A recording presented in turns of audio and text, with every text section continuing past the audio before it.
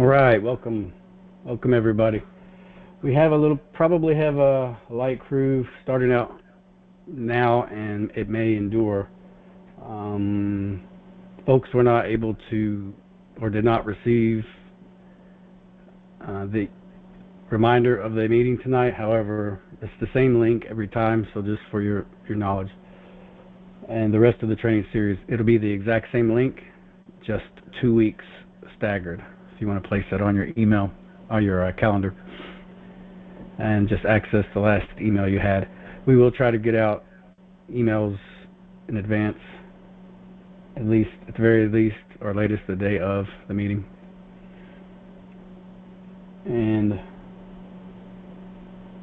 we will try to send those invitations out, like I say. We will try to switch to weekly meetings, but it may be after these training meetings are scheduled 2 weeks apart. But we are moving into week 3. You just know that the day 0, which is the first week, the day 0 is a preliminary meeting, preliminary across the board. Everybody learning the role and opportunity and just the whole idea and concept. That was the first week is considered what some consider a day 0, and then week 1 is the official week 2. Week 3 is the on and on. Okay, so I know it's a little bit confusing, but I think you guys might understand the concept there. But we are moving in for a second PowerPoint presentation regarding peacekeeping and what the liaisons at the state level will grow more familiar with, and knowledgeable of, and will be able to express service detail to your assembly, your General Assembly. Kathy, can you hear me okay? Yeah, I can hear it just fine. Okay. Now, I'll watch your panels. If you have anything, if you see anything in the chat, I know you're doing other things as well. But again, just place it in the chat or raise your hand. I can see the panel. Yeah, can everybody just mute their phone too, or mute the line, because there's a couple of people that have a hot mic. Say that again. Sorry. There's a couple of people that have a hot mic. You just need to mute. Yeah, Tracy. It's my husband, Chris.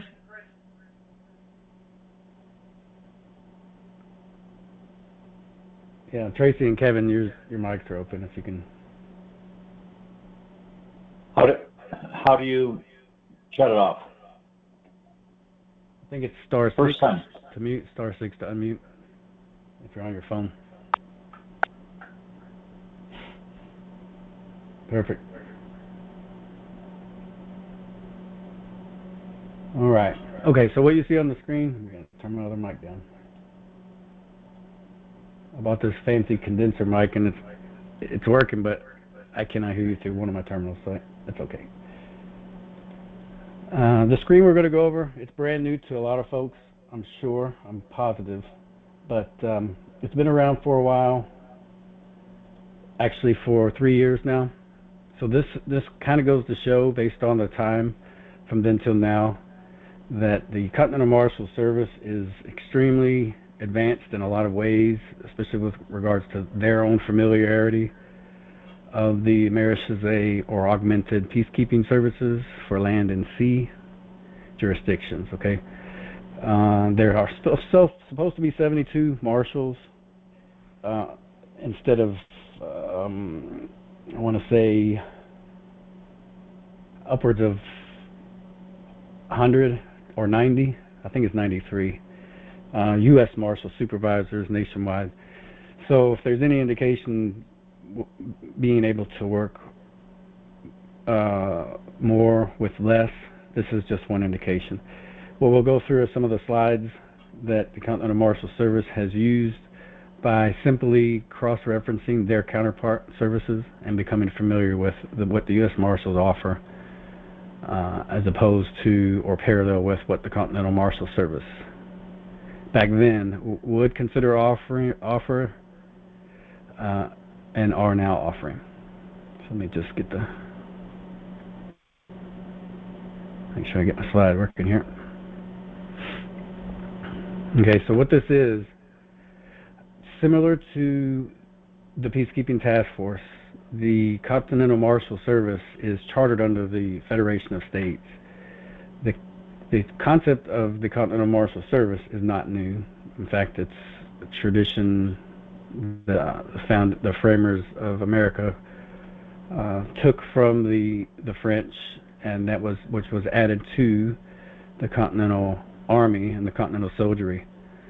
But it is a French concept as far as training goes and services that provides a defense force crossing borders without the need of a standing army. Okay, so that's interesting in and of itself, but it goes much deeper. But the fact that the Continental Marshal Service is itself a company, one would say for profit, but it's not incorporated. In other words, it's not a service that has owners above it or outside of its service environment. So it's providing a service to protect the people and their private assets to the extreme if necessary, but if it's services that the local peacekeeping services cannot contain and maintain, then they would reach out to a land and sea, cross county, cross state, multiple state boundaries service, and that's what the Continental Marshals provide. But along with their restoration, in a sense, as federal marshals, they needed a charter, and so that's what the Federation of States provided, with breathing life yet again into a traditional peacekeeping service, international land and sea. Okay. So what we'll go over is what the Continental Marshal Service, the chieftain within this service, has researched and has accepted and adopted and added into their service based on the charter items that was provided to them by the Federation of States. Okay, and just like the Peacekeeping Task Force, which is similar in shape, organizational shape, being that it's not dedicated to one particular county or state, but it provides services to multiple states. And the Peacekeeping Task Force is a brand new concept. I mean, completely brand new. But along with that same enthusiasm of American peacekeepers, myself and others, now Kathy and a couple of others at the level of director, we I don't want to speak for Kathy and all, but anybody and yourselves here, you may grow very fond of this service for especially since it's a new concept, and really the only other parallel out there right now, as I mentioned in a few meetings back, that the United Nations really can't hold a candle to what the Peacekeeping Task Force provides as far as nationwide peacekeeping or peacekeeping in general. But that is our really only other competitor. So, and of course their charter is outside of the United States. But more on that later.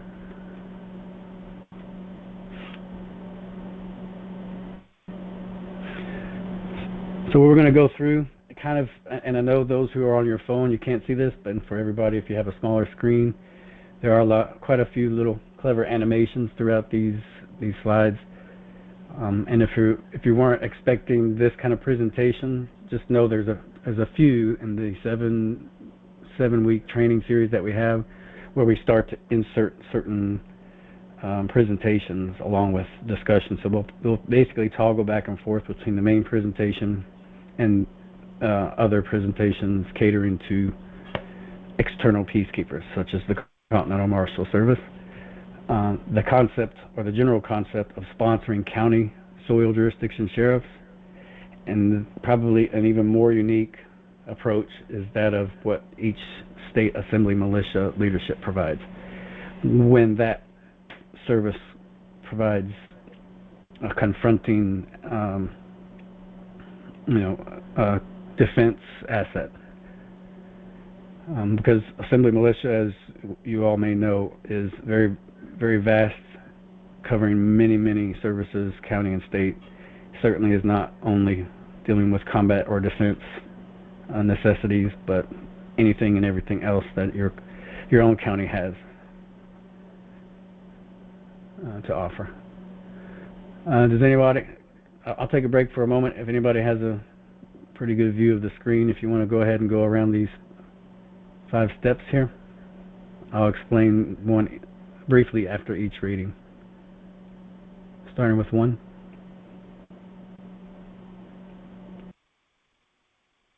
Does anyone want to volunteer? Joe in Wisconsin.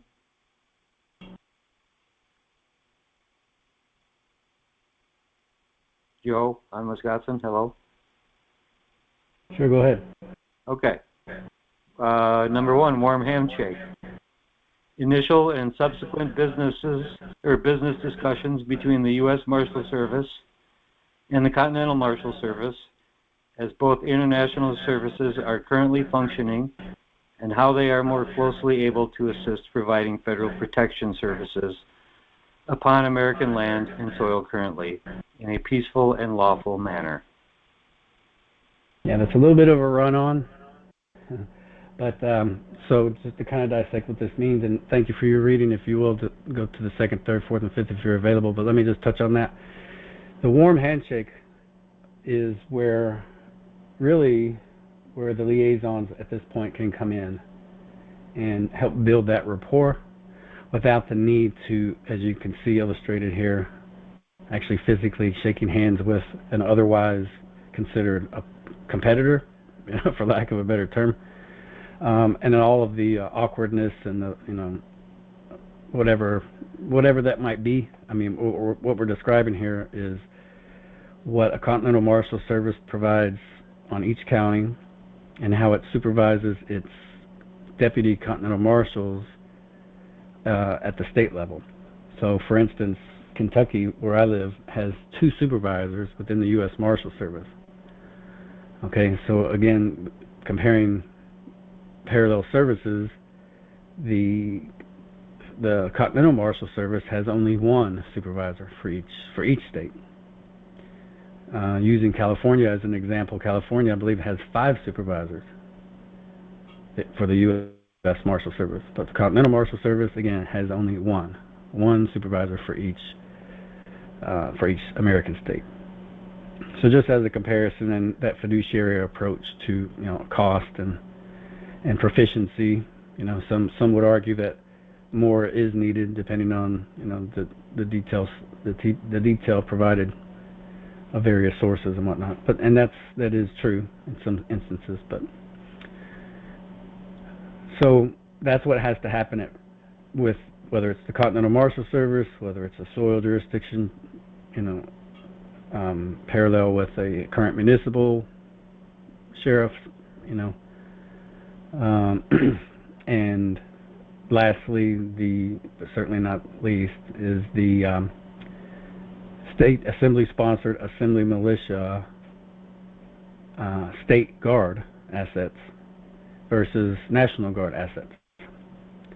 And so, as we break into this and go through the next hour and a half or so, hopefully everybody here in attendance will be quite riveted, and excited about what you'll see here as these things unfold. And if this is brand new to you, I totally get that you probably only retain 10%, 15% of what you see. But just encourage everybody to, as liaisons, become familiar with, especially if not anything first and mostly, is what your Continental Marshal Service provide.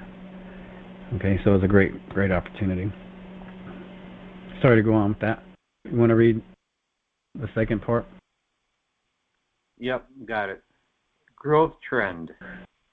Anticipated levels of proficient cooperation and coexistence between the reduction in available USMS functions and the induction of the CSM functions along project time frames. Right. Now, what that means is if you can envision, as I tried to attempt to describe this beyond the abstract, but you can imagine being a Continental Marshal Service who has gained, first and foremost, recognition to where they feel the need, as appropriate, to shake hands with the U.S. Marshal Service. And again, these services will continue to exist, just like a sheriff on each county will continue to exist and therefore coexist with soil jurisdiction sheriffs. It is strange, especially with sheriffs, but this is kind of the reality this is the prelude to the reality. Okay, and so the Continental Marshal Service they will be realizing the same. Leadership within the state guard will be the same with, major generals and brigadier generals within the National Guard Bureau. The same. Okay, so just kind of know that's what these peacekeepers and their law enforcement counterparts are having to face. But the liaisons will get first crack at this, and what will be missing completely, or should be, it will be, is the awkwardness. Okay, because liaisons do not hold any parallel office along with sheriffs, U.S. Marshals, or the National Guard Bureau on any level. What liaisons are bridge builders. Creating that and perfecting that open door policy, and just helping to bridge that gap without and being able to shield any excess. It's an intermediary used in every organization, but in our case, we have a little bit of an awkward reality embedded into this effort because of the fact that, again, there traditionally are not two sheriffs on a county, but we can relate to the fact that there are two law enforcement services on a county. So the idea is certainly not foreign to any sheriff when they look across the way from their sheriff's office window and see a police department just a block or so away. Okay, so that's kind of what I'm referring to as far as what awkwardnesses might be there. And really it just comes down to extra services, one that they provide and pay for, and one that the Americans provide and pay for. Okay. Okay. Thank you. Can you go on to number 3 there? Yep. Number 3, relationship ideas. Concepts from both sides working together to promote lawful international service protection according to the law of peace. Yeah, this is a really great approach because not only sheriffs, certainly Continental Marshal, well, all 3 peacekeeping services. Okay, and forgive me if I continue to reiterate mentioning these 3, because that is what liaisons. That's all that the peacekeeping task force focuses on. These 3 peacekeeping services, exterior to their assembly, and services that provide or take on the role of insisting peacekeeping measures. And if that means defending peace and whatever that may look like, believe you me, a sheriff will illustrate what that looks like. Okay, for those who insist on maintaining non-peaceful means. Okay. All right.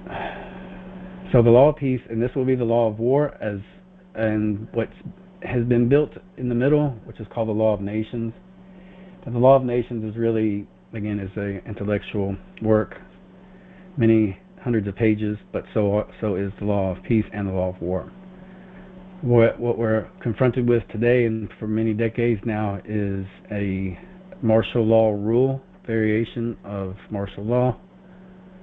Some refer to it as soft martial law, and what is maintaining that rule are augmented or paramilitary forces, thus being martial law and paramilitary forces, and that is, believe it or not, police departments. Okay, and any variation of those who subsidize their resources and sign their paychecks. That is your presence at that level. At the incorporated DC subsidized, state-sponsored paramilitary services. Okay, that goes the same with paramedics, firefighters, with chieftain. These are all by default paramilitary services. Okay, and again, it hinges off of what is found within the law of peace and the law of war combined. So, thank you. Number 4. Consistent collaboration.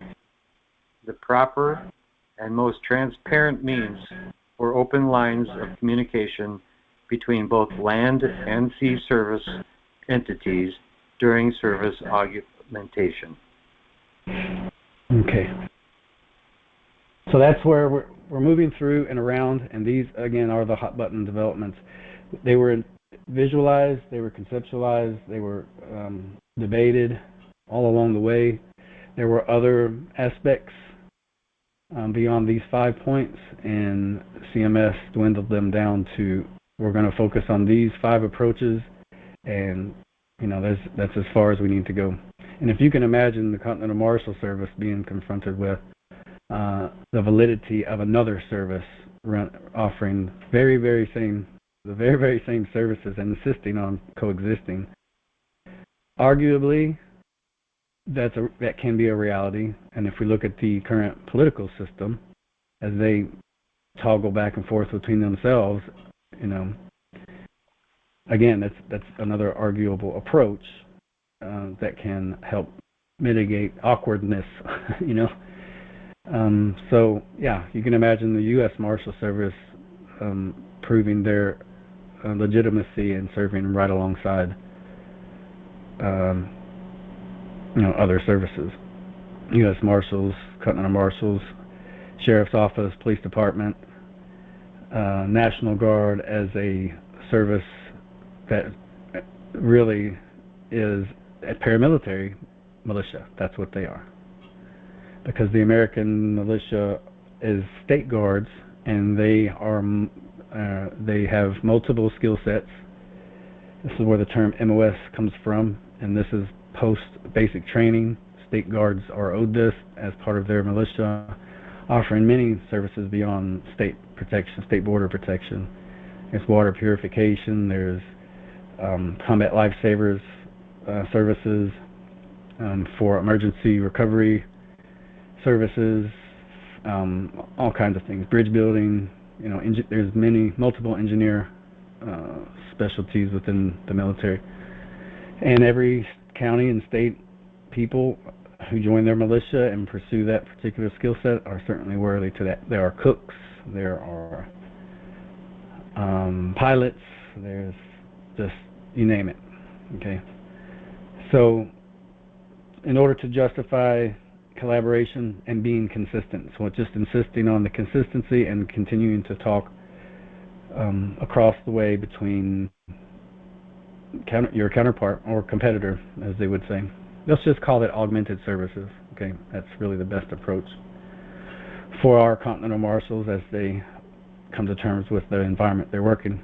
And this will be exactly the same for soil jurisdiction sheriffs and municipal sheriffs. Exactly the same. Okay. Number 5, please. Thanks. Leadership planning. Finding and maintaining the proper balance of key leadership correspondence before and during the transition. Changing the guard process.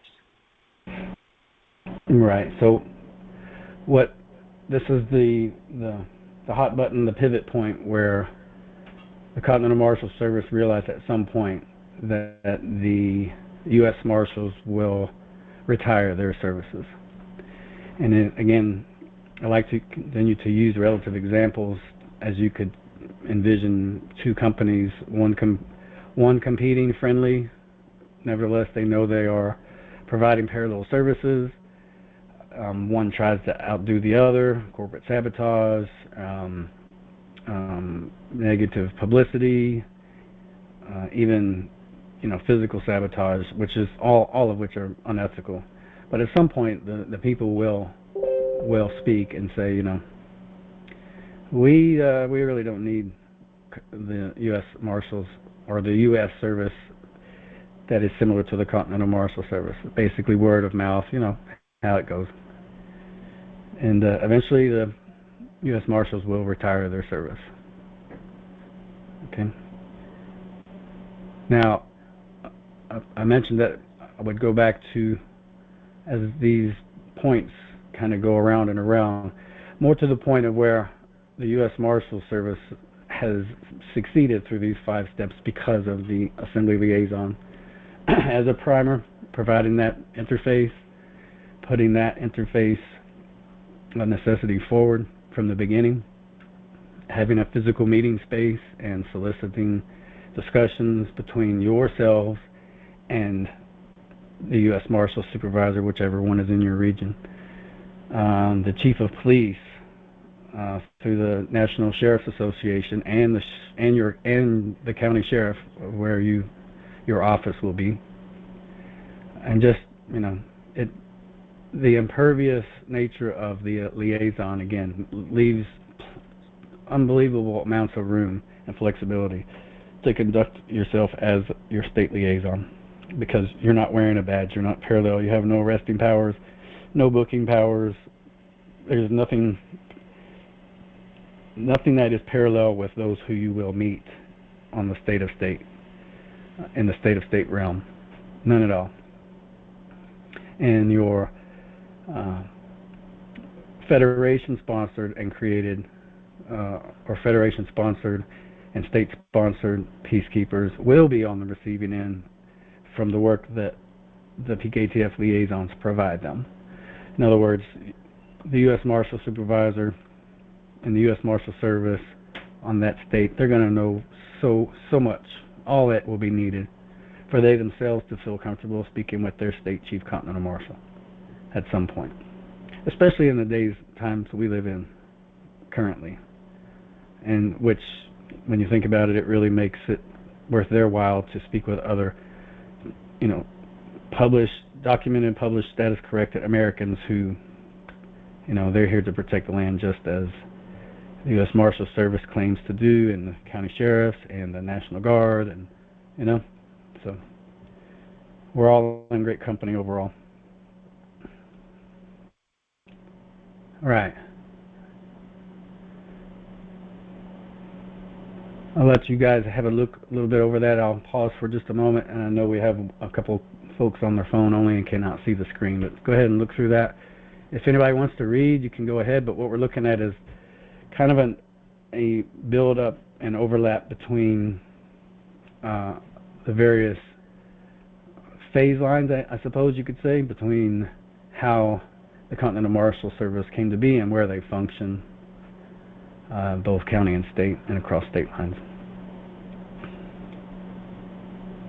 So I'll just give everybody a moment to look that over.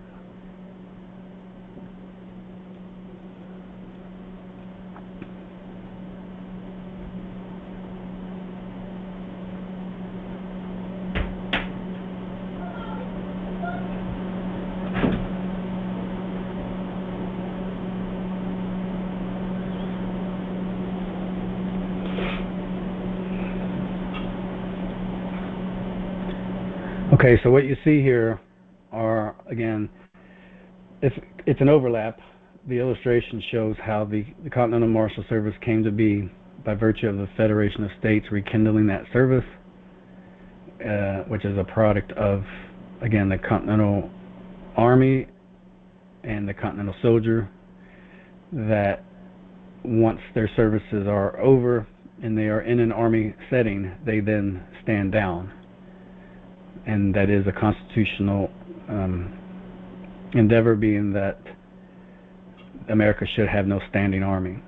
But we do, because of how we see well, first of all, the 4, now 5 branches of the militaries, the armed forces,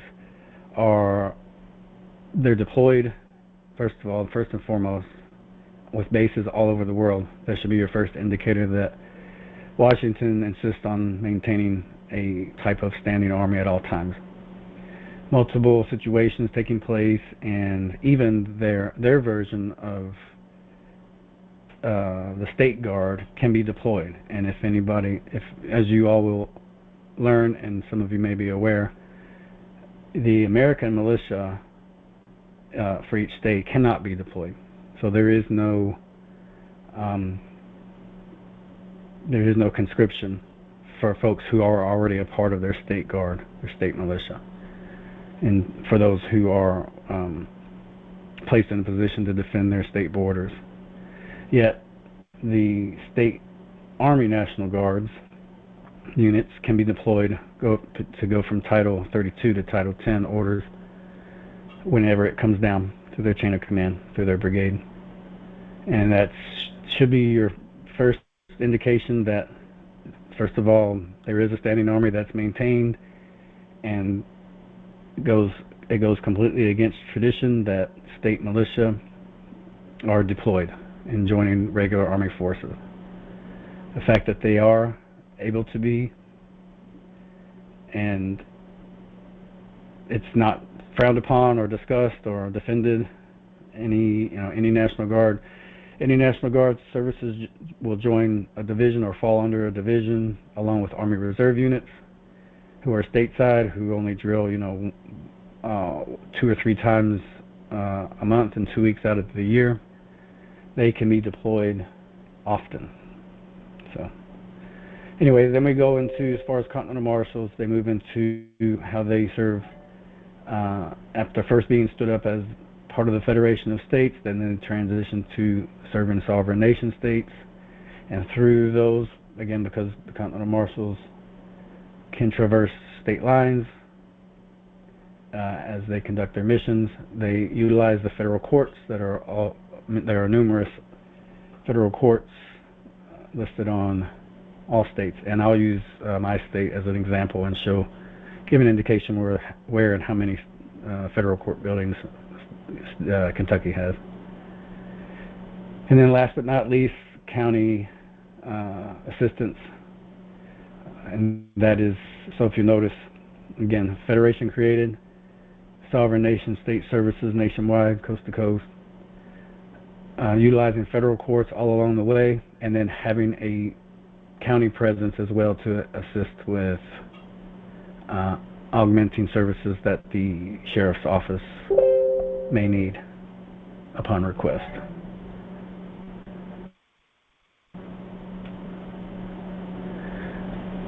All right, so I'll read this mission statement. There's quite a bit of reading here, folks. I will pick up a little bit and I'll read some. But if anybody else would like to read, if I ask, if you would, please do so.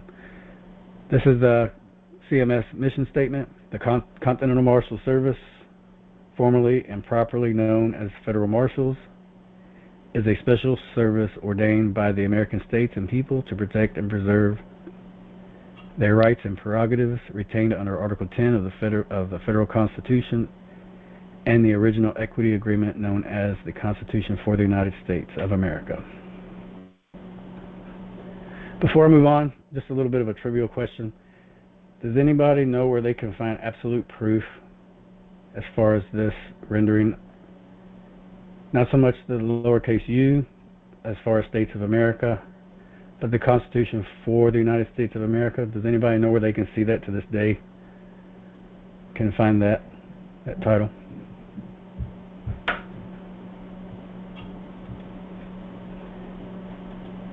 If you pick up a Constitution, a copy, you'll see, maybe it'll say the Constitution of the United States or the U.S. Constitution. You pick up anything today, typically there is no writing, there's no book or booklet saying the Constitution for the United States of America. But does anybody know where they can find this 100% of the time? Even if they pick up any of those versions that I just mentioned. Does anybody have a copy of the Constitution next to them?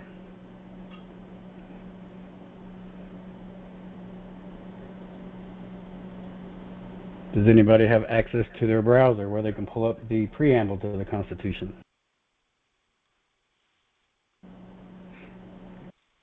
I can, Joe. Do you want me to look something up?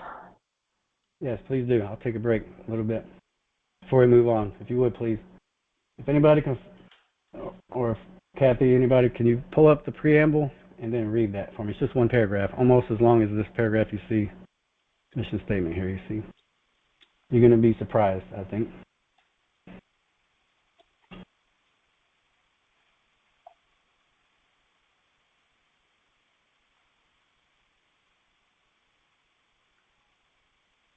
Okay, let's see here.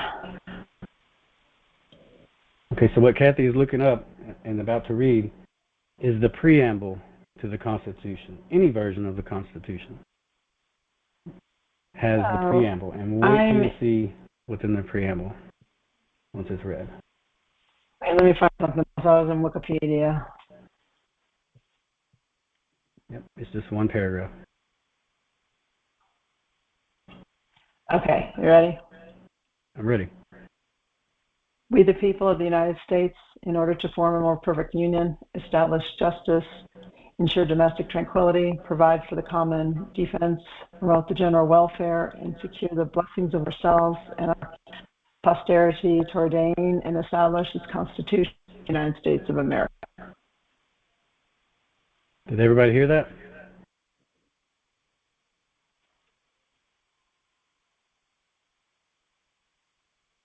Go ahead, unmute. Anybody? Yes, did I everybody heard hear it. that last? Can you do it one more time? I heard. Okay, good. Yep, pick up any Constitution, any version today, right now, in any library, on any browser. No matter how they title it, on the front of that copy, the preamble still mentions the Constitution for the United States. It's in the preamble, all right? So there's your proof. Okay, thank you for that. Okay, so we have 4 pages here. I would like to take a break to read, and if anybody at all, go ahead and take, there's 4 pages, take one at a time. There's 19 items, and this is a charter, okay? This is exactly what the Continental Marshal Service chiefs and their deputies provide nationwide and no more, okay? So if there's before anybody volunteers to read, just know some of the struggles that the Continental Marshal Service has been grappling with are folks in the earlier times, and some even now, feeling kind of a mayday, help us, boots on the ground kind of a thing in various situations, not knowing what the actual items of the charter offer, and no more, no less. But needless to say, it was a bit of a struggle for folks running into certain kind of de facto altercations, and then hoping some status-corrected American services could help them. So now everybody here gets to see exactly what the Continental Marshal Services offer, and they're 19 points. So if anybody would like to read, please go ahead. I'll mute, and I'll change the slides after each reading. Good evening, Kimberly on Michigan. I'd be happy to read for you. Thank you, Kimberly. Absolutely. It is the duty of the Continental Marshal Service to protect and preserve one of 4. 1. All non-delegated international rights and prerogatives of the American states and people, and to prevent any usurpation or abrogation of these rights or prerogatives. 2. The international rights retained by the American states and the people include, but are not limited to, the right to trade internationally. 3.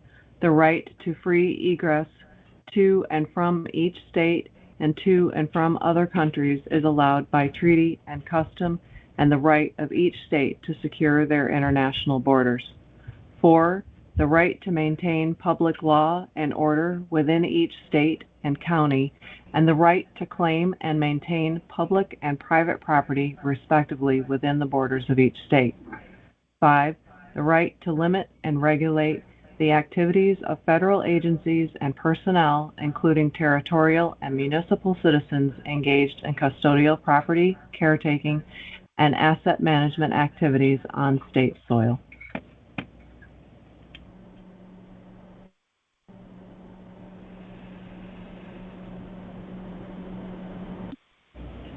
Would you like me to keep going? Yes, if you would, please. Sure. It is the duties of the Continental Marshal Service to provide and preserve 2 of 4. 6. The right to require identification of all federal personnel and foreign employees of federal agencies and treaty partners.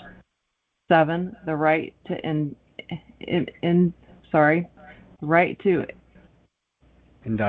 indict. Thank you. Sorry, my mind went crazy.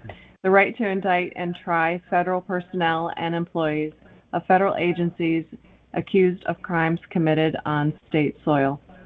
8. The right to maintain and operate federal postal district courts for this purpose. 9. The right to eradicate state natives held by any other state or held in...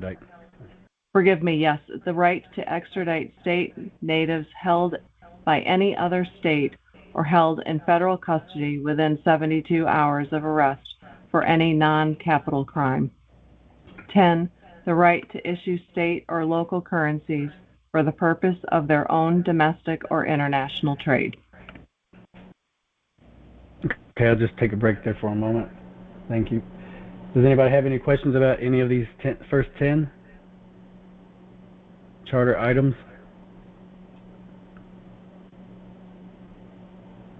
Okay, like I said, most of everyone here are seeing these for the very first time, so I understand.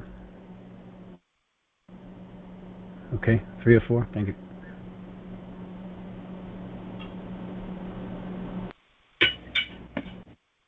I'll continue. It is the duty of the Continental Marshal Service to protect and preserve 3 of 4. 11. The right to keep and maintain a well-armed state militia. 12. The right to maintain local peacekeeping officers, including justices of the peace, sheriff, and deputies serving the land jurisdiction of each county. 13.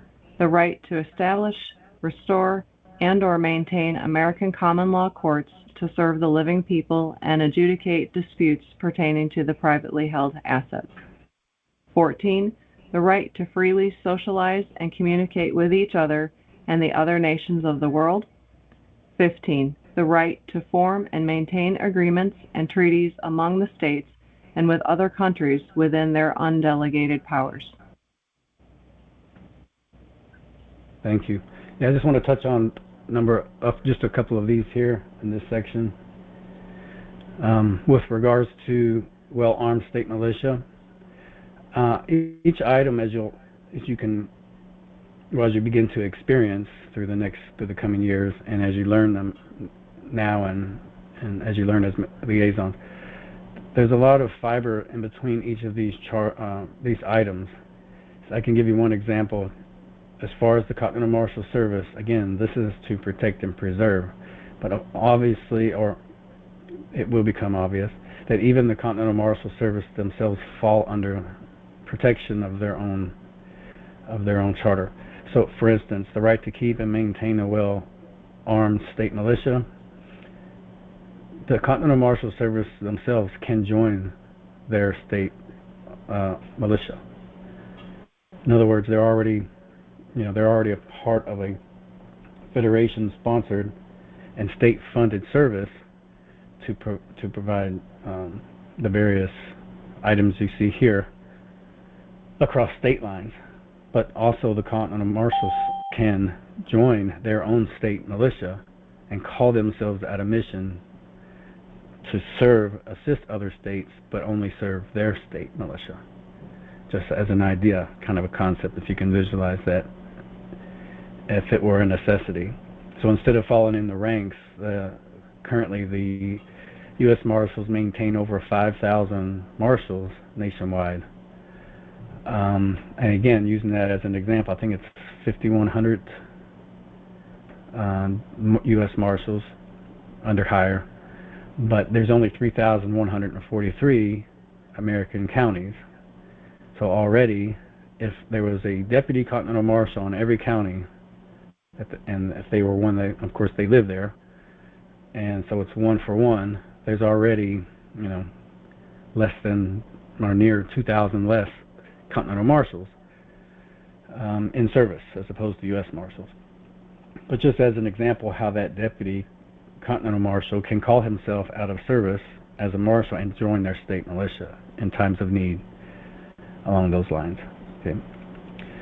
The right, number 14 here, the right to freely socialize and communicate with each other and the other nations of the world. Okay, so this is an example of what the Peacekeeping Task Force is offering outside of the United States. Those who are following our work know that we are beginning to communicate with Canada, Australia, New Zealand, England, Spain, Romania, South Africa, and various other states as well. It's a slow-go effort. There's not a lot of folks within PKTF. I know Kathy or myself or Jennifer or Nicole, we can't maintain that collaboration, but it's nice to know that the Continental Marshal Service protects our endeavors in that regard and protects the rights of the American people to communicate with each other and other nations around the world. So, all right, just a couple of examples. Number 4, oops, back up once. 404 here. Shall I continue? Yes, please. Yep. It is the duty of the Continental Marshal Service to protect and preserve 404. Number 16. The right to maintain a separate legislature to serve the land jurisdiction of each state and the maintenance of township, parish, and/or county assemblies to ensure the Republican self-governance of each geographically defined county. 17. The right to monitor and regulate the activities of federal corporations and foreign agents operating on state soil. 18. The right to reform the federal government by joint action of the states. 19. The right of legal and physical defense against any usurpation of their undelegated rights and dominations by any federal entity, including any federated territorial state franchise or county or individual organization franchise, or any individual employee thereof, as well as any foreign country.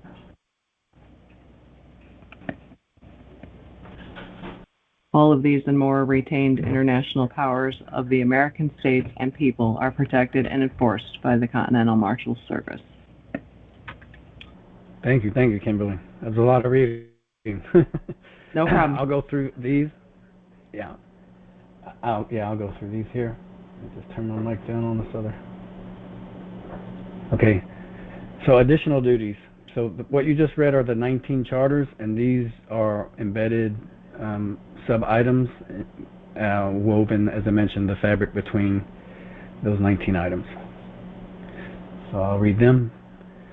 Additional duties. Point A, monitoring the activities of declared and undeclared foreign agents on American soil, international treaty enforcement owed to the American states and people, arrest and deportation of federal, territorial, and municipal citizens engaged in criminal activities on state soil. Point B, extradition of state natives held in federal and territorial state custody for non-capital and victimless crimes. Point B, protection and enforcement services for the federal postal district courts and their areas, protection of the post roads and postmasters in their service areas. Point D, protection of the land jurisdiction state and county governments and their associated elected officials. Point E, prevention of counterfeiting, fraud, identity theft, impersonation, false advertising, and other malicious international business practices.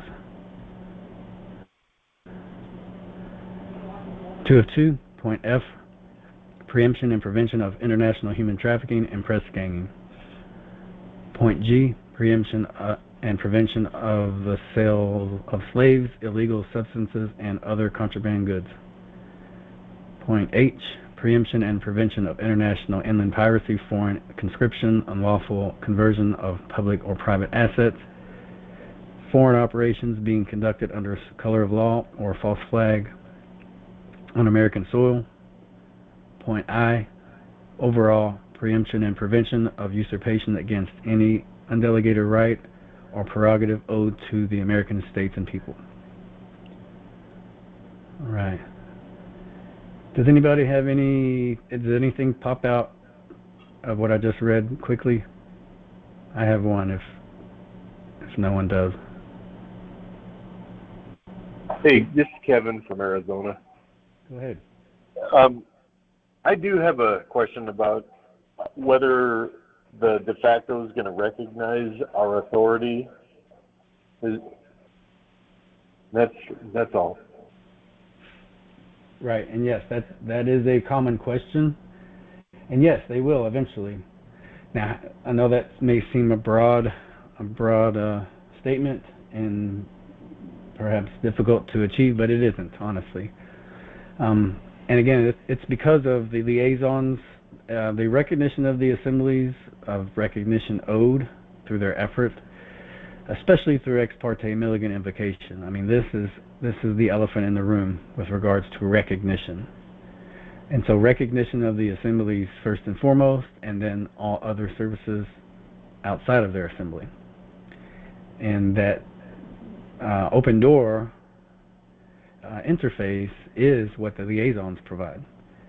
So it's not a hard sell. It's more to the point of these are the American people, these are their responsibilities.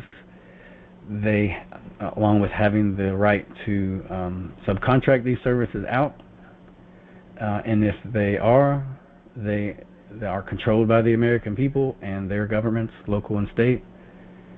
And those other services that exist, they just simply have to recognize that other services and service providers or entities, people, will conduct these same services and protect those same services, and even protect their right to continue to exist as an additional parallel service.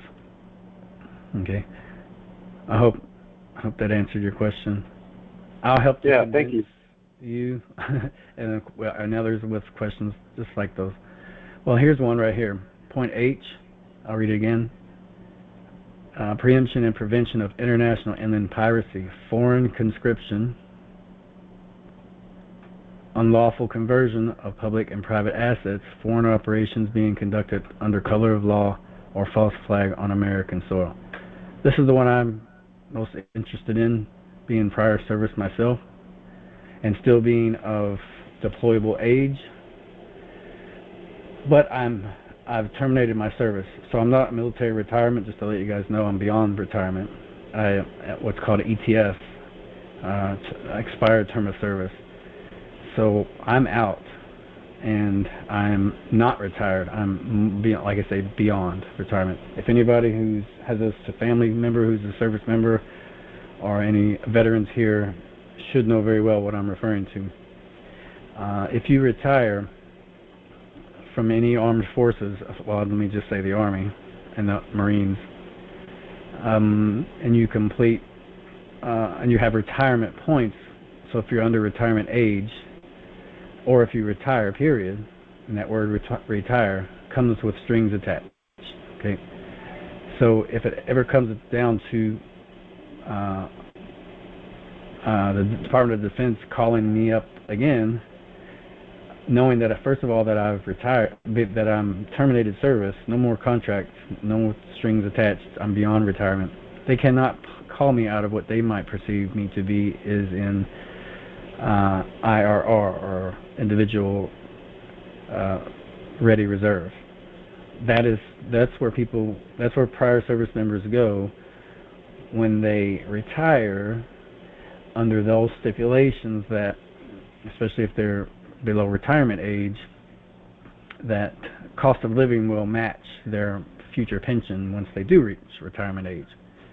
Well, I didn't fall for that trick at all. But believe you me, the outgoing readiness NCO, they attempted to try to retain my service by, asking, hey, well, would you like to, you got 16 more years before you retire, or before you reach retirement age, would you like to stay in and make that monthly number here go up several $100 more, in 16 years? Like, no, thank you. That's all right. I'm just going to walk away with what I have coming to me now. So this won't happen to me, and this is another service that the Peacekeeping Task Force offers by helping to sanitize any unknown reserve obligations that prior service members may have, especially those who are correcting their status, shedding that state of territorial obligation, which is what a prior service or service member retains, is U.S. citizenry. But to help them as they correct their status, completely remove themselves from military service as well.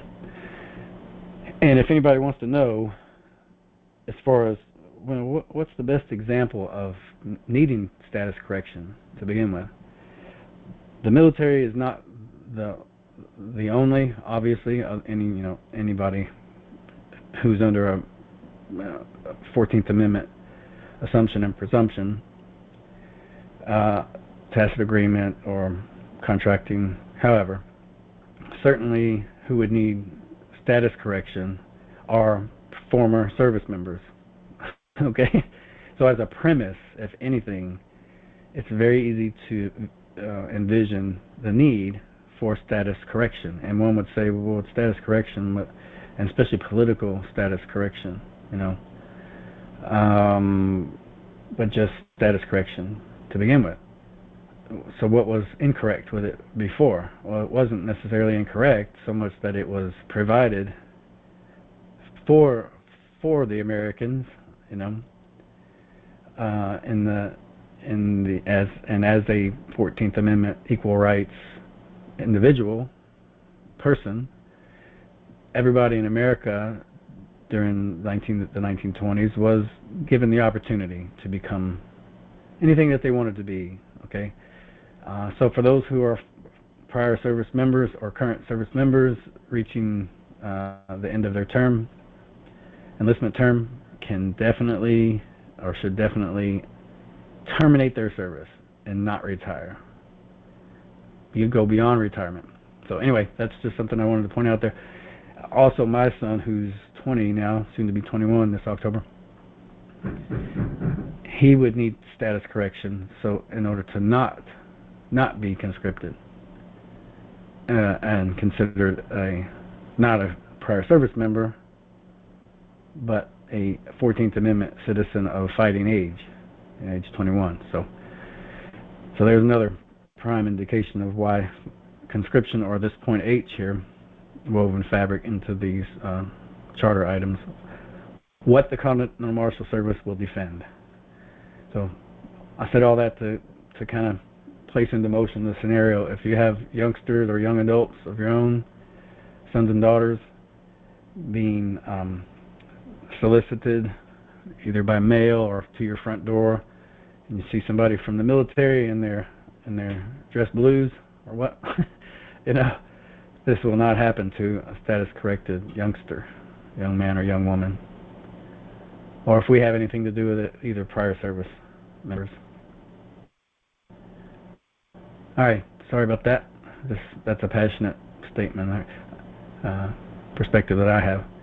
Okay, so here's the vision statement. This is beyond the mission statement. So it's a couple of, I think there's 3 pages here. Let me read this slowly.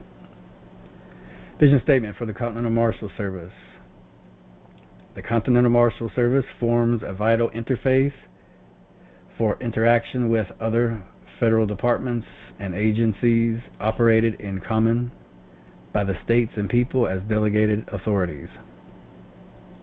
As such, the Continental Marshals are responsible for direct communication with their counterparts in the U.S. Marshal Service, Federal Bureau of Investigation and State Bureau, Department of Homeland Security, United States Justice Department, and other delegated service providers, acting to ensure that there is a common understanding of the limits of delegated federal jurisdiction. That should help answer the earlier question. Understanding the limits of delegated federal jurisdiction, the international nature of that jurisdiction, and the protections owed to the American states and people who are not territorial or municipal citizens, who do not choose to engage in international commerce and who are not subject to the federal presumption or regulation. To forge this greater understanding among the delegated and non-delegated functions of the American government at all levels is a necessary and urgent task that must be fostered by individuals willing to devote their lives to protecting and the undelegated rights and prerogatives of the American states and people. To that end, the Continental Marshals are called upon to exert the utmost professionalism, self-discipline, diplomacy, and reasoned conduct in the accomplishment of all their duties and in all their communications.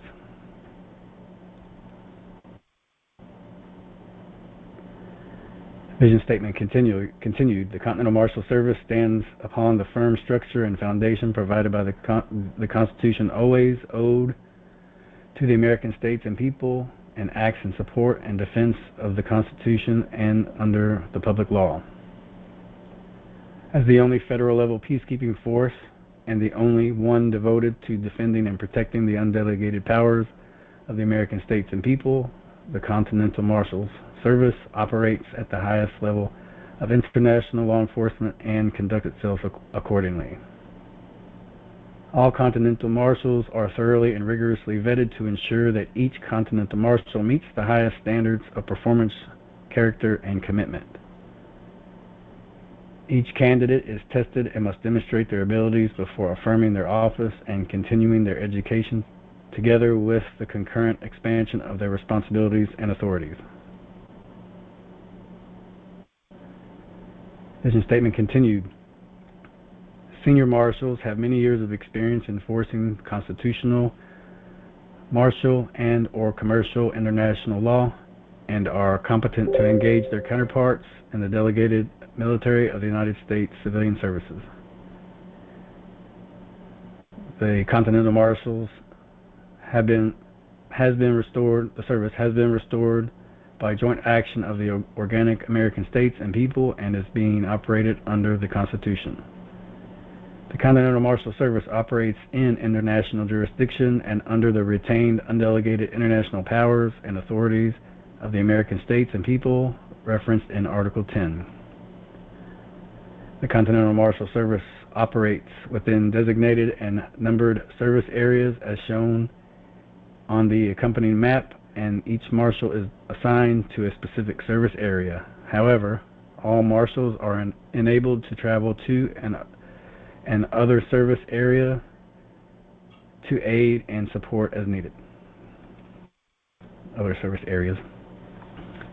Last vision statement, continued portion. Continental Marshals work closely with state militias and local county sheriffs, and in concert with those federal agencies and departments. These entities exercise delegated powers to preempt and prosecute international crime, treaty violations, and usurpation against the retained non-delegated powers of the American states and people.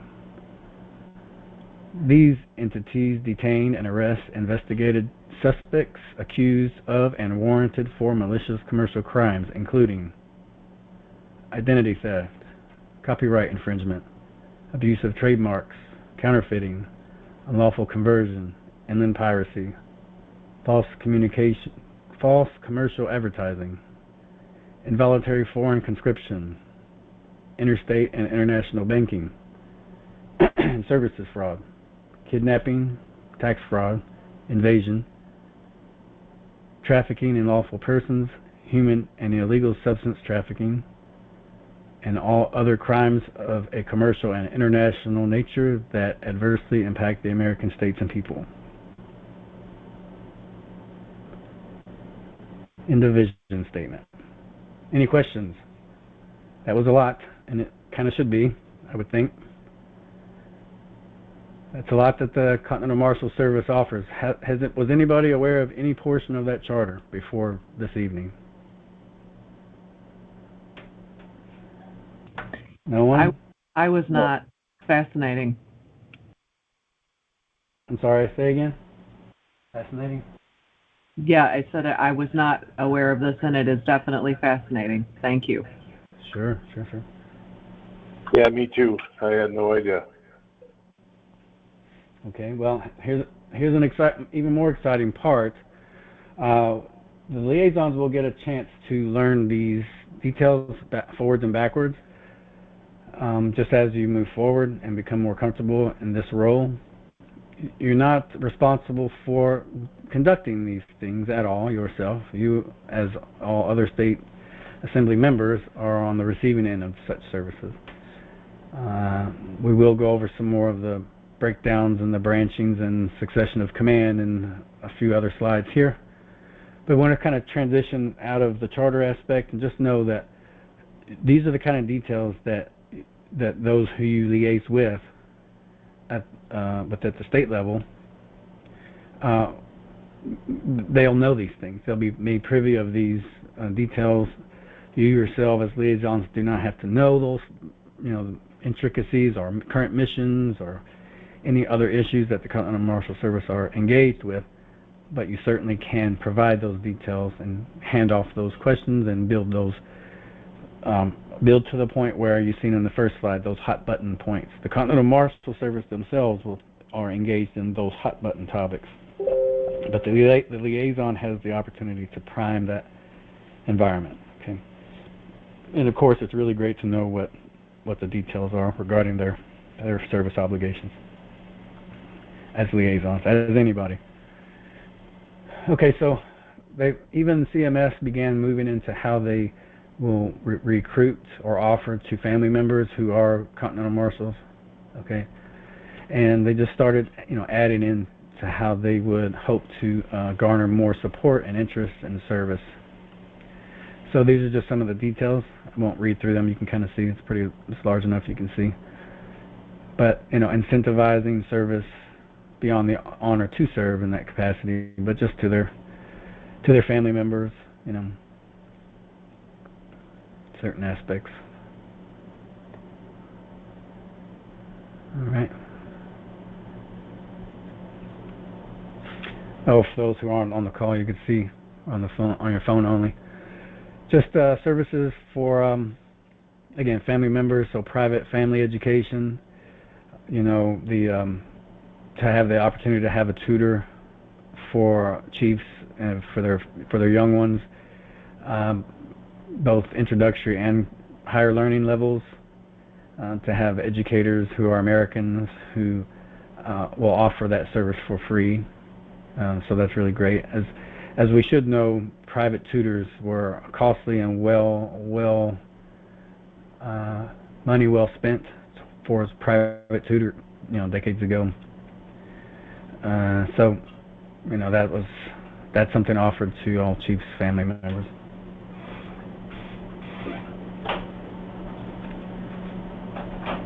Infrastructure investment, interagency opportunities, you guys can see below that, and federal retirement options.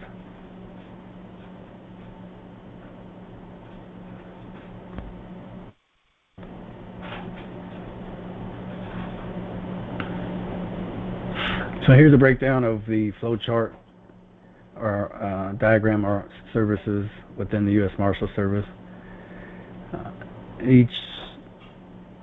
Each Marshal has a strategic planning manual that comes out every 4 years that the U.S. Marshal Service provides, and they still maintain the same offices.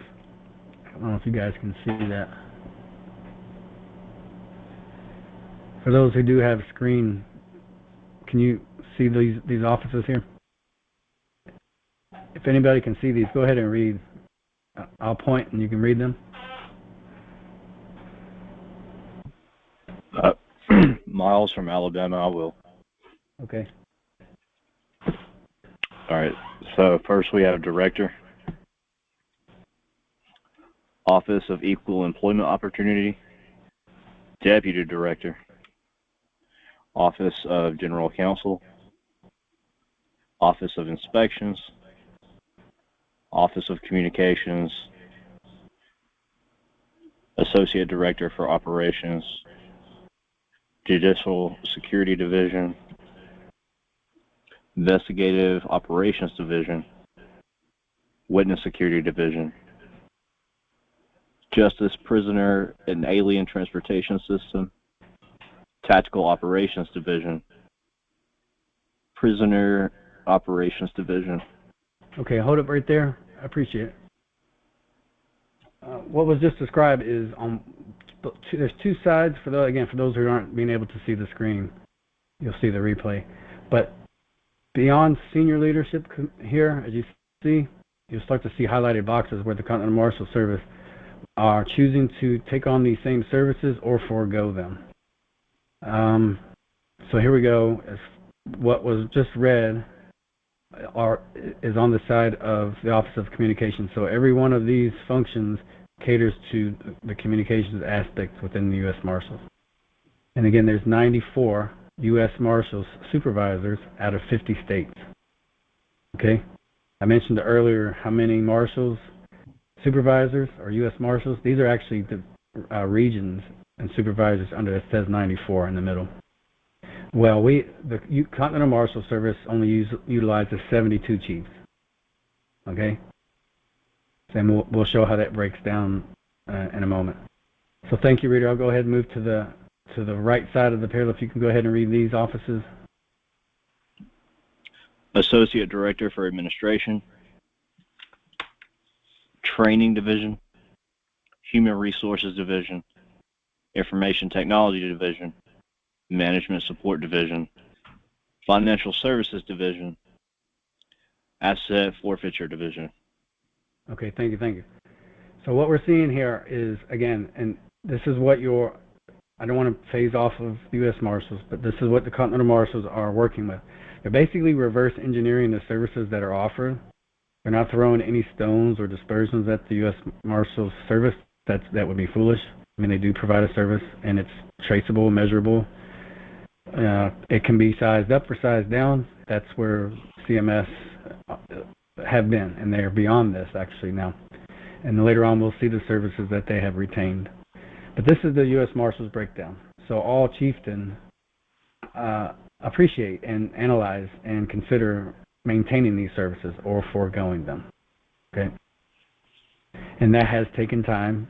Okay, and it continues to take time because of ferreting out the practicalities and evidences and proofs to substantiate each one of these particular divisions. Okay, but as a Continental Marshal, all Continental Marshals are aware of each of these departments, interagencies in between, and their supervisory structure. And the reason why you don't see any of these highlighted is because this is an older slide, 2 years old, almost 3 years old, I think. But so I'm just kind of showing you, and I've removed some of the names just so they're already removed anyway from the current slide presentation. But just kind of so you can kind of see, again, your county sheriffs, they're going to analyze as they move into position and participate in transition. They're going to analyze what their local sheriff's office provides,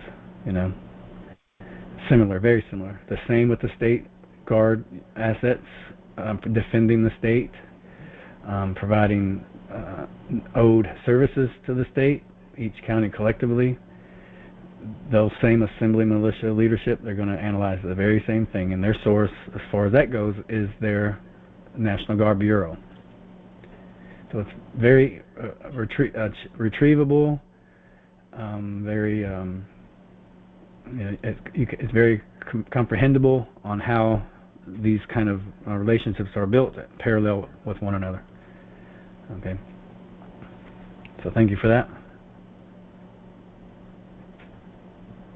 On to the next slide here. Oops. Let me go back to this slide here. Okay, so what we have here, and this is already changed, so just kind of want to, and for all the people to see worldwide, how the 10 postal areas are conducted and overseen in the strategic model through succession of command, how each command flows and moves about. Okay, so it should be no surprise that there is a certain strategic method of succession of command. And this older configuration, you had senior chief wherever he was placed, and then the configuration went to Postal Area 4 leadership, and then it moved from there. It would be handed off from the Area 9 then 3, then 8, 2, 7, 1, 6, 0, and 5. And then it moves around. In other words, if the senior chief retired and the Postal Area 4 chief assumes that role, that number would be removed, that man would be placed in this position, and the acknowledgement or of further succession in this configuration or a jumbling at that time can take place. A jumbling. So in other words, it could be any other variation. It can be the opposite version. Instead of 4, 9, 3, 8, 2, 7, 1, 6, 0, 5, it would flip and take. It would be, instead of here, it would be right here in position 0 or 0, 1. It would be 5, 0, 6, 1, 7, 2, which they basically switch. I'll show you what I mean here in just a moment. Okay, and these are the active postal areas that are live. Postal Area 3, if you're not familiar where you are on your state, where Postal Area 3 and the various states within, you'll know in a moment. Everybody will know in a moment. 7, 6, 5, and 0, there was no coverage. There were no chiefs on any of the states or any of the postal areas. Okay, so here we go. You're going to be able to see where you are on this map. Many folks have probably seen this map before. Okay, so here are your postal areas and your color codes. And based on the 10 postal areas I showed in the succession of command configuration, strategic command configuration, you now see where you are within these postal areas. Okay. So if you're from Michigan, Postal Area 4, based on the previous slide, I'll go back one more time. In 2021, you did then and may still have postal area coverage within your state, which means you should be able to pick up the phone, especially the liaison, absolutely, have a speed dial where they can call all areas of external peacekeeping. Okay, absolutely, speed dial for that. If you're on Nevada, the same for Postal Area 8. If you're from Maine, Postal Area 0. If you're from Mississippi, Postal Area 3, and so on. Okay. Any questions with those two slides? How many has not seen this map before?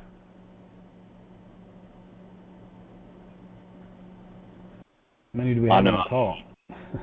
Go ahead. Yeah, I know I haven't seen it before. I haven't either. I haven't either. Okay, no problem. Me either. Nor have Right. I. Not a problem. Not a problem. Okay, so now we'll go into more of what you'll notice in the next few and final slides is how the chiefs for the postal areas, the postal area chiefs and their deputies, being 10 postal areas, that's 10 postal area chiefs, 10 deputy postal area chiefs, that's 20 out of 72, okay, accounted for. There's one state chief continental marshal for each state, that's 50 plus 20. And then, did I say 72 before? I misspoke. Now it's 71, not 72. There's 71 total chiefs of staff advisory, chiefs, period, in the Continental Marshal Service. 10 postal area chiefs, their deputies, 50 state chief continental marshals, and the senior chief continental marshal. 71, not 94, like the U.S. Marshals maintain. But here's the configuration in a page turner where, if you recall some of these service functions within the U.S. Marshals, you'll now start to see where one particular area chief decided they want to take on and focus on and assume responsibility for training regarding judicial security and investigative operations. Okay, we'd had somebody read a moment ago the chart that's in the strategic planning 4-year circular that the U.S. Marshals put out. The U.S. Marshals. And with 3 opportunities to cover down, this marshal for Area 0 decided to take on only 2. But he would be able to take on 3, and so will all others. This one, Postal Area 5 at the time, was unavailable, so there were all 3 of these are available, and only 2 current U.S. Marshal Services taken on. Area 1 at the time, again, and 6 available. They kind of had a slow start back in 2021. Area 2 wasn't available to take on any. Area 7, any. Area 3 was taking on subject matter education and training for prisoner operations, considering 1 other, and left it open for just 2. In this case, 1.5. Now, Areas 8 and 4, which is Postal Area 8 and the Deputy Chief for Postal Area 4, were attempting to work together based on whatever Postal Area Chief 8 was considering. And then the Deputy Chief for Postal Area 4 was going to focus on witness security. I believe this is a prior Army, I think he was in Field Artillery. I don't know what he did after, but he worked in witness security in the military while in service, and so that's why he wanted to focus on that. And that's why these 2 postal areas entirely separate, decided to join administratively to cover down on learning those roles. I don't know what 8 was focusing on, but you can kind of see that the strategy there. And then Area 4 was on training. Director, Deputy Director, I don't know what this is. I don't remember that in the design. Area 9's Postal Area Chief was focusing on tactical operations and Office of Communications. So without these areas filled with Chiefs, 1, 2, 3, 4, 5, 6.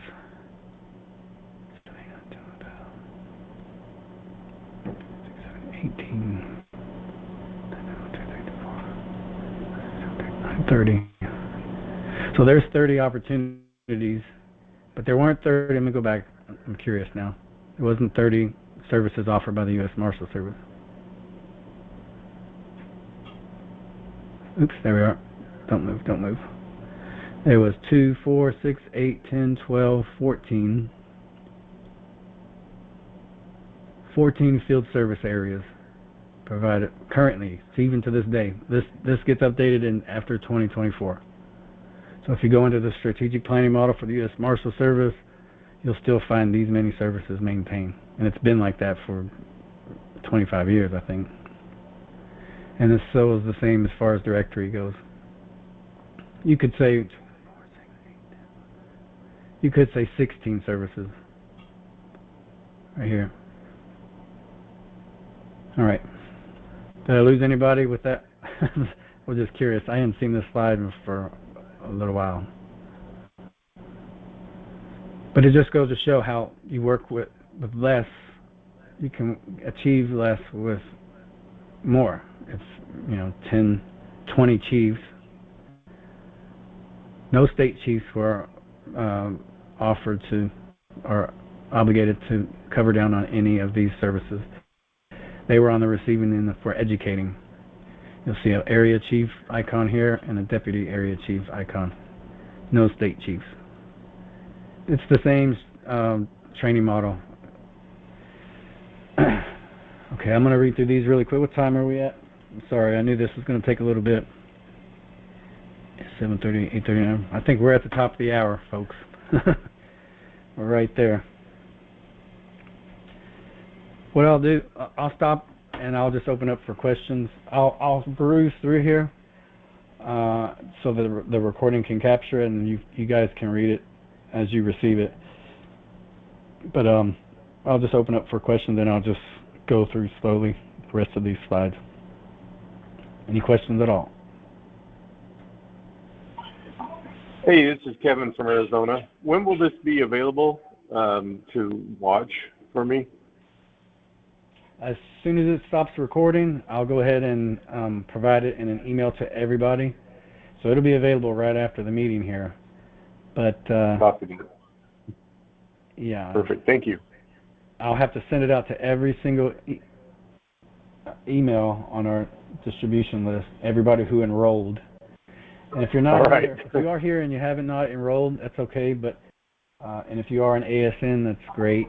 If you are here and you're engaged with your assembly, please share the word that we do encourage American State Nationals. We don't want to take away from any of the state citizen services taking place. So, yeah, if you're an ASN, you're in the right place. If you're working for the Federation, you would be here as a guest, and that's fine as well. But we are seeking for those. Eventually, there's nobody here that's beyond general interest as of yet. This is if you recall from the first presentation and the tutorial that's up on the UGE platform, describes 7 bi-weekly meetings between weeks 4 and 6, and we're on week 3. Between 4 and 6, we may transition to weekly meetings, but at some point we're going to ask for anybody who is interested and continues to be interested, let us know and confirm through the contact form, the Continental Marshals PKTF news site. Just send us a contact form, let us know within the detail in the message section if you are interested to become beyond general interest and to take on the role. We'll begin to add credits to recognizing your assembly and you as the participant for the assembly liaison. Just really quick here, I was going to show you where the vicinity of each federal courthouse is on Kentucky, just as an example.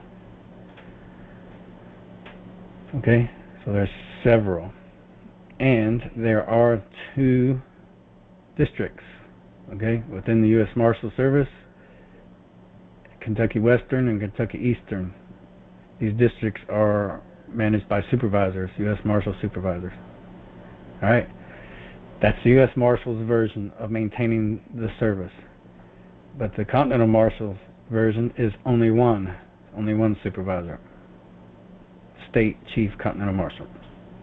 If your state does not have a Chief Continental Marshal, but you are learning the roles of what they offer nationwide, part of the expectation is that and part of your reports is that you will inquire if anybody would be interested. You would be the first to go to gather more information and the importance and necessity of that service, and encourage those who would be interested to reach out to the Continental Marshal Service and inquire further, which is really great.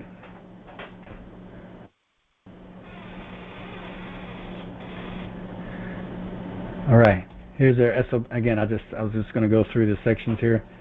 This is how the Standard Operating Procedures or Best Practices Manual was produced by the chiefs over the many months. Just kind of give you guys a visual. The recording's capturing it. Guys, stop me anytime. I'm just kind of going through these.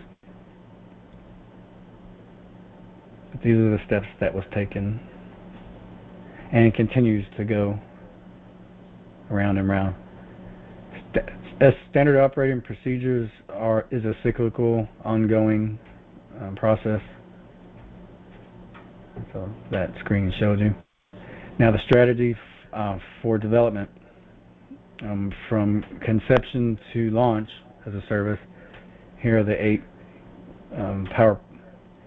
power sections, and that CMS is continuing to go through. All of these steps are not yet completed. Just to give you an example of one of the first, step 1 was completed, and there are other steps. Again, like I said, this is an older slide. It shows the date of when this step was completed thoroughly, and then transitioned into step 2, 3, 4, 5, so on. I can tell you that all of these steps are not completed, but you can see on the screen, and for recording purposes, you can see how some of the struggles challenges that CMS is having. You can see that. Now here are the last 3 slides. Here is how what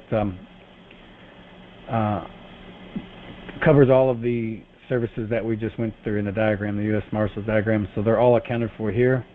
This just goes to show how if reports are provided, Deputy Continental Marshals, Postal Deputy Continental Marshals within their postal areas, they are part of public relations, and so they provide news reports and details to your state assemblies respectively. That's one of the main reasons they provide, is that public relation reality. So if there was ever a news briefing that needed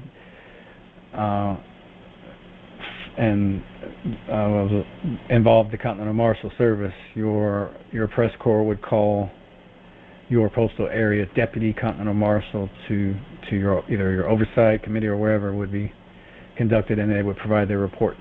And so they would have detailed data on all of these services,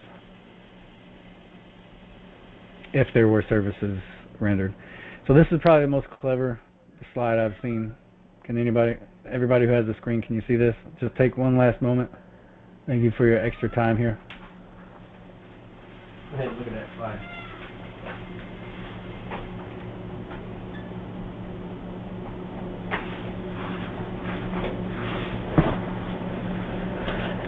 I'll also get this slide presentation into the hands of everybody who's interested. Again, just send me an email, even if you're still considering taking on the role of liaison. We welcome your company either way to these meetings, but we're confident that growing interest for this service will become evident and overwhelming very soon. But here's the configuration as they are realized. From federation to the state and counties.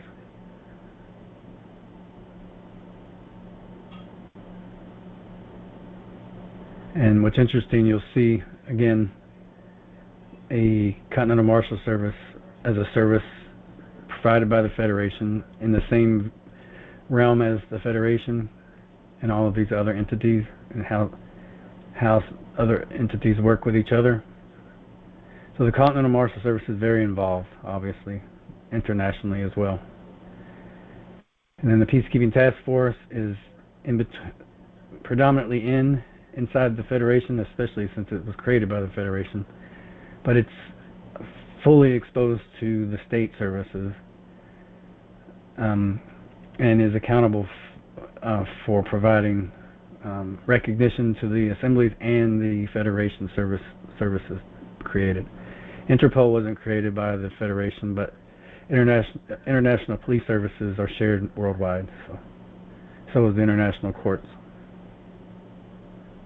Okay, but the Peacekeeping Task Force brings recognition and serviceability to sheriffs, which is what each county and state are owed, and the Assembly Militia, which each state is owed as well. Then it breaks into the county structure. We didn't go too far beyond soil jurisdiction sheriff, simply because Assembly Militia is very robust. It's community-wide as far as what it can offer. And it's usually around first response, emergency assets, emergency services, recovery services, construction services. So, actually there was many more slides than I thought. I'm sorry. I'll just breeze through. The last few are how conference meetings and training configurations, how they're structured, the rotation of a biweekly contact between CMS, future sheriffs. We don't have any meetings with sheriffs as of yet, or Assembly Militia. But this is what the Assembly liaisons will be able to provide, at least that conduit, and can share your Assembly structure for these particular external peacekeepers. Okay, you'll help bridge that communication for the Peacekeeping Task Force, both for yourselves and for the Federation, to help get these services offered and moving and accounted for, I should say. Seeking that state chief continental marshal for, Nevada, or Michigan if you don't have one, or Florida, or anywhere, New Mexico. If you're from any of those states or from your state, you realize, hey, do we have a continental marshal for our state yet? Nope, not yet. Okay, I'll keep asking. And if you want to know about the service, I know thoroughly what it's about. Same with sheriffs. You just kind of foster that necessity and make yourself kindly responsible for just keeping up with the progress and how it's going. And then your assembly militia functions outside of your assembly that involves protecting your states. And that's the kind of meetings that we have with them. The meeting that we're having right now is the product of all these 3 separate meetings. Okay. So we touch on these, talk about details, and then specifically how the Continental Marshal Service contacts themselves across state lines. These are 71 separate channels, and the discussions that they have and the different ways they can communicate and network. All right. I'm just letting the recording capture this. You guys can pause it and read through yourself. We'll definitely revisit this. This is a busy presentation to begin with. But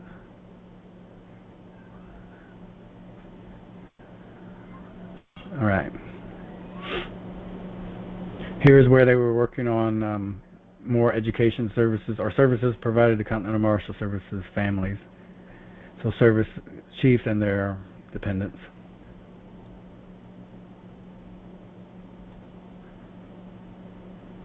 Just as an idea. Very family oriented because of the fact that these chiefs and their marshals could be called on missions outside of their state for weeks or even months.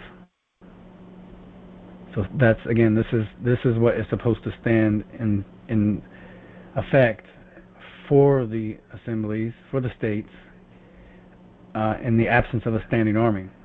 These are your continental soldiers of current time. So they are honored as service members because of how they function, and they do not leave the mainland. They stay here. So. Okay, there we go. Let me stop recording. Thank you, everybody, for that. That was a little bit longer than I thought. So.